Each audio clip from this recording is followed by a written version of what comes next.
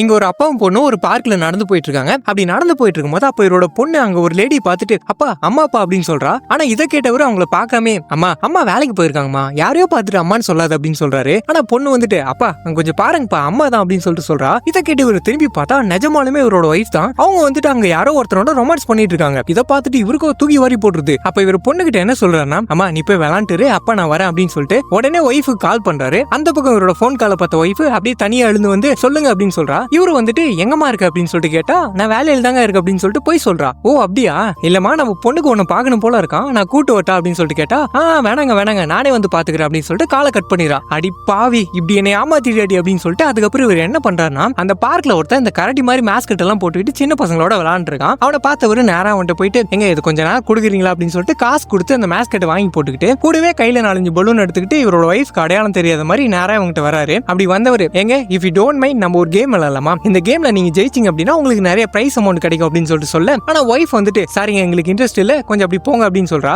எங்க இப்படி சொன்னா எப்படிங்க, ஜஸ்ட் உங்ககிட்ட உங்களை பத்தி 4 கேள்வி தான் கேட்பேன், அதுக்கு மட்டும் கரெக்டா ஆன்சர் பண்ணீங்க அப்படின்னா உங்களுக்கு பிரைஸ் அமௌண்ட் காத்திருக்கு அப்படின்னு சொல்லிட்டு இவர் சொல்ல, அப்ப இதை கேட்டு கூட இருக்க பாய் ஃப்ரெண்ட் வந்துட்டு கேம் தானே விளையாடலாம் அப்படின்னு சொல்லிட்டு கேளுங்க அப்படின்னு சொல்லிட்டு கேட்கறான். அப்ப இவர் வந்துட்டு ஓகேங்க ஃபர்ஸ்ட் கேள்வி நீங்க 2 பேரும் எவ்வளவு நாளா அந்த ரிலேஷன்ஷிப்ல இருக்கீங்க அப்படின்னு சொல்லிட்டு கேட்டா பாய் ஃப்ரெண்ட் வந்துட்டு ஒரு 3 வருஷமா இருக்குங்க அப்படின்னு மாதிரி சொல்றான். சோ இதை கேட்டவர் கையில இருக்க ஃபர்ஸ்ட் பலூன் வந்து உடைக்கிறாரு. அப்படி உடைச்சா உள்ள ஒரு $100 நோட்டு ஒன்று இருக்கு. மீதி ஸ்டோரியை கீழே கொடுத்துருக்க மறக்காம பாருங்க.